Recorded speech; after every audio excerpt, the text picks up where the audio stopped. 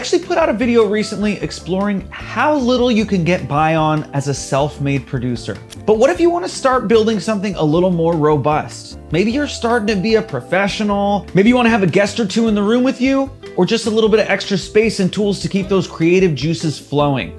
I want to start having a crew with me. Pass the Crevassier. SoundCloud is now your real job. It turns out you can build a convincing studio for a lot less money than we thought. I'm gonna show you exactly how I would start off building a home studio for under $1,500. Like most things, we upgrade our tools gradually and naturally, so this is not meant to be the end all be all, but this should be a great foundational starting place, and it will get you off to the races as you start your home studio journey. Let's get started.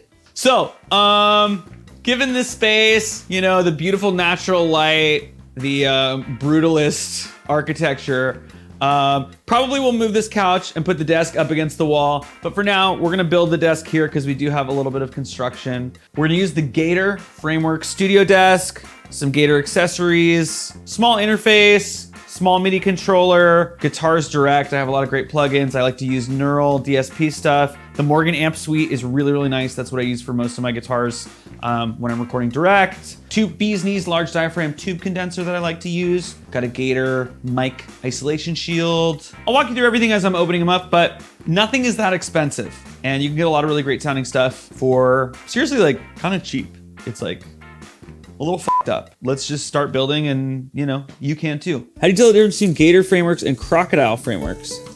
It's the teeth. Okay, extra hardware. It's a lot of stuff. So this is a pretty sizable desk for not a ton of money, but this is like a legit desk. We're gonna have some rack space. Yeah, we got our mic stand. It's cool. Put this next to the desk. Oi! Oi! Come on, dude. Okay, this is cool. Especially in a live room. What I like best about these is, I don't know, maybe you're like home for the holidays, you're spending time with your family, and maybe your sister tells an embarrassing story from your childhood in front of like some of her friends or some strangers. You can walk into the garage and put this right over your face and you can just go, ah! And it blocks out like a pretty good amount of the sound. So people inside your house wouldn't hear it. Or it just gets like some of the reflections out if you're in like a live room. And this is cool, it's compact and it folds. I prefer something like this that folds because when you're not using it, you can put it in your closet. You can put it right on a, one of these, whatever the fuck that is, a stand.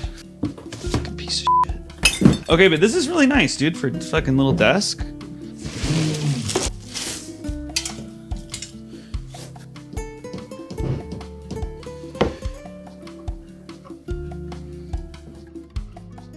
You guys probably all know that the mitochondria is the powerhouse of the cell. Much the same could be said about the interface, central hub of your studio. And we've got our 1/4-inch cables, Gator Cable Works. If you're wondering if they work, it's right in the name, so they do. XLR for my mics. We've got our desk, rack space here, rack space here. We've got our monitors. These are Yamaha HS5s. We got a Yamaha stage piano, obviously not necessary, but if you have one or if you're interested in one, especially if you are a keys player, something with weighted keys might be important to you. This is what I usually use for my keys stuff. I'm not a keys player, so a MIDI controller is just fine. An Arturio one, it is really inexpensive. It's awesome because it can fit anywhere and you can put it in your laptop bag and be making beats on the plane. Going to the Focusrite Scarlett 2i2, that's fine. The preamps are cool. As far as microphones go, this is a Samson, which is a great brand that specializes in like affordable versions of pretty much any kind of gear you could think of. There's like Samson drum mic packs, Samson dynamic mics, large diaphragm condenser mics, which is what we have here. They're reliable and pretty rugged, but they're like really great for entry-level stuff. So I'd recommend that if you're trying to build a studio on a budget and get started, because you can get more bang for your buck and maybe try out a few different things. I can use this for my vocals. I can use this for an overhead. I can use this for an acoustic guitar. I can use this for voiceover. It's great to have like one really versatile mic. And this one specifically is really inexpensive. You could also do something like a Shure, this is the MV7, I'm pretty sure. Oh yeah, the MV7X. This is the Shure MV7X. This is essentially like a downgraded SM7B. So this is a dynamic mic. So it's not gonna pick up like all the nuances of a condenser mic, and it won't have all the same applications, but still a really versatile mic and a great like vocal mic to have around. And the MV7s are really affordable. So like if you're doing your first studio build and doing it under budget, an MV7 is a great option. And if this is out of your price range, well, guess who makes one just like it? Samson does. The Q9U, and this one actually does have the USB out, and it has a mid, I guess, boost, and it has a headphone out, so you can actually go right in if you're like podcasting or whatever. I'm not trying to sell you anything from Samson.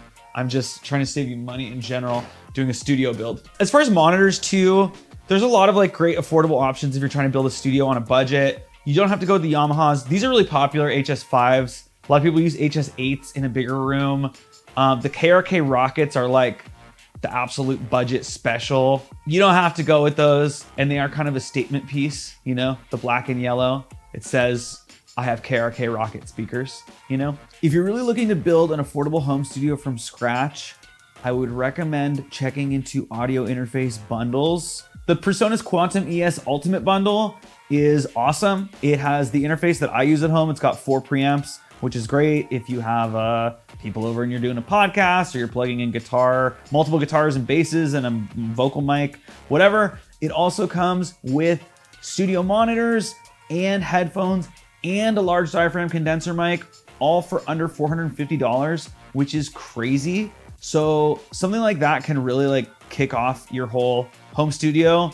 They also have an even more affordable bundle that is only $280. So if you're really on a tight budget, you can still get an interface, a large diaphragm condenser mic, headphones, and studio monitors for under $300 if you look into the bundles. Obviously, you need gear to record stuff, but a desk, a place to put your computer, to put your monitors, to put your interface, to put your keyboard, put your cables, all that sort of stuff is important. Imagine we get this bundle. This is great. We're recording. We're getting into this. We decide we like production. We like engineering. We start filling up our racks. Later on in life, we get rid of this interface. We upgrade. We get rid of these monitors. We upgrade. The desk stays with us. We upgrade everything else as you continue along your journey with production. Let's say you started off with some gear and you just needed studio monitors. A great affordable pair that I found were the MKIIs, the 5-inch MKII studio monitors. Those are really nice and affordable for under $200. Gator keyboard stand. This is a double-decker 2-tier for when we're trying to do the Emerson, Lake and Palmer prog stuff. I got my Gator 3-tier guitar stand. This doesn't take up a lot of room and it's sturdy, so that's good. That's about it. You know, it's not a ton of gear. Obviously it's small but mighty, but it leaves a lot of room for expansion, and it didn't cost a fortune. Obviously I'm coming in here with some stuff that I already own, but if I was to redo this for a budget, it doesn't cost a fortune to like make demos or even get people in and make records. Hey, things are pretty different from the days when you need $10,000 to go into a big studio and a record deal and a band and fans. But hey, a home studio can be affordable, it can be fun, it can be a project, and it can be something that we can do together. And I'm talking about me and you together. We can really make some music in here with a very minimal hardware, software, and any other wares and tears. All of this we can get done for under $1,500, which I think is awesome because you can really make a lot for under $1,500 and some software. Anyway, all that to say, the big ticket items, we have this great desk from Gator, which is cool. It's got a lot of space for rack stuff. It's the centerpiece of your studio. We've got your interface. I have the Focusrite Scarlett, but I suggested the PreSonus bundle. I think that's the most bang for your buck. You got this isolation shield if you're in a really live room. There's ways that you can DIY stuff like that too for really cheap, but this is not expensive. Keyboard stand if you're playing keyboard, guitar stand if you're playing guitar, and this can last you a really, really long time, and you can make a lot of music with this. If you like what you saw here, let me know. If you have ideas for your own budget studio build, or if you have ideas for products that you think should be included in a studio build that I missed? Let me know in the comments. If you're interested in learning the guitar, I'm teaching that over at Patreon. And I've taught guitar longer in my life than I haven't taught the guitar, if you can believe that. And we'll see you next time.